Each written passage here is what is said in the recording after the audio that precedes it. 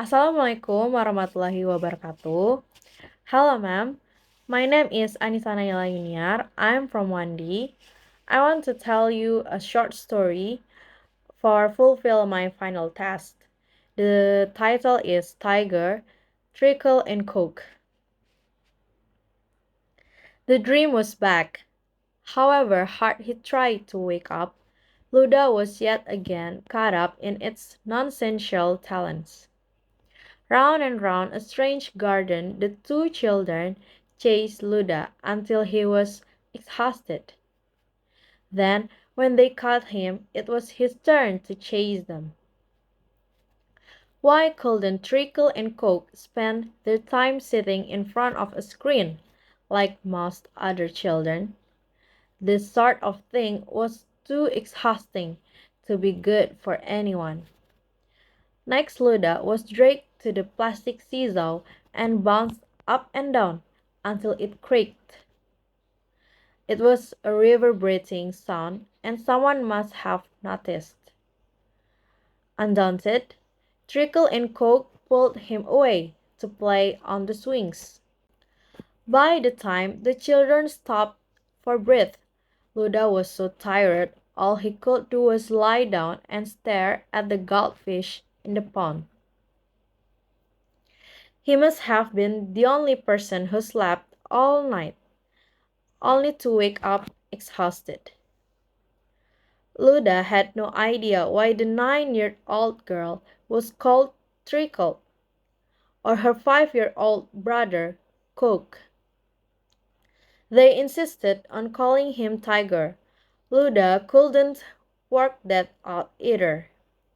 It might have had something to do with the old striped fur coat of their grandmothers they insisted he wear when he had to gallop about the lawn, pulling them on a tricycle. Neither Treacle nor Coke were allowed to climb the apple trees, so when he became too exhausted to play anymore, Luda hid in their branches and watched the children wonder where he had gone. If he was totally honest with himself, he enjoyed his visits and the hectic play. Back home, it was nothing but pay attention and learn, learn, learn. There wasn't a word for play in his vocabulary. It was all about expanding the mind. For some reason, the brother and sister didn't have anyone else to play with, and their grandparents' garden was the only place they were allowed to let off steam.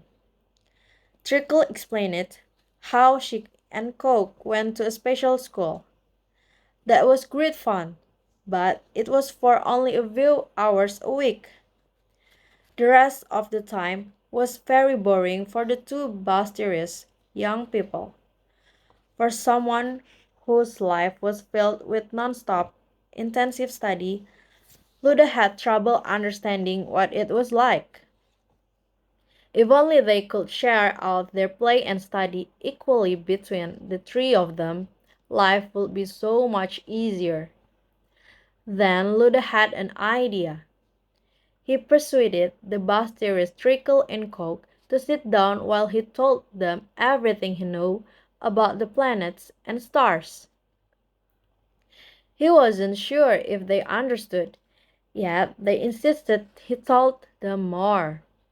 So, Luda went on to botany, geology, oceanography, meteorology, and biology, all the subjects he had passed with merit. The more his dream companions listened, the less tired he felt when he woke up. Then Luda persuaded Treacle and Coke to try drawing. Not just the splashes and squirrels they met at school, but things which could recognize. The children's sketch pads were soon filled with beautiful, strange scenes, much to the amazement of their parents. After walking all day, they seldom had the energy to be amazed at anything. And then they started to listen to the conversation Trickle and Walk were having. Despite the efforts of their teachers, the children had never shown much interest in any subject before.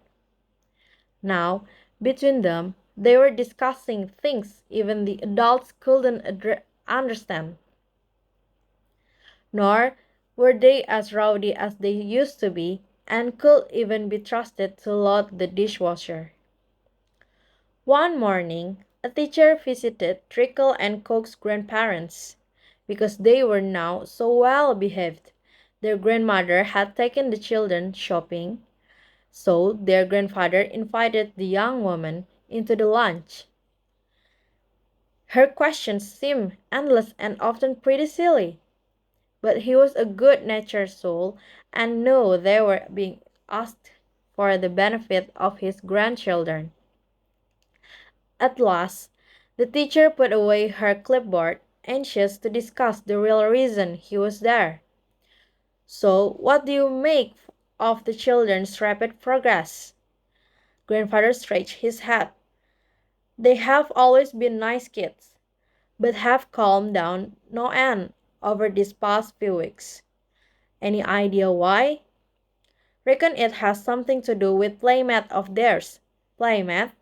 Oh yes, didn't we mention him?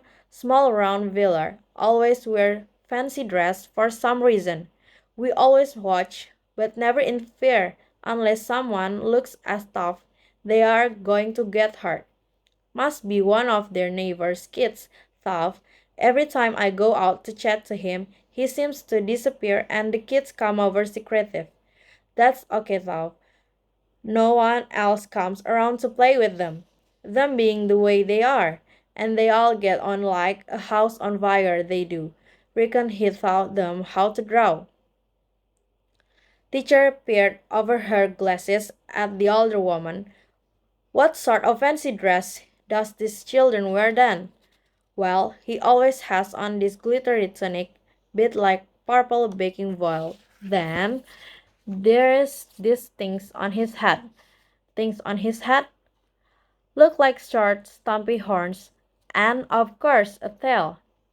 Long and hairy it is, the way he swishes it about you'd swear it was real. That's all from me. Thank you for your attention. Wassalamualaikum warahmatullahi wabarakatuh.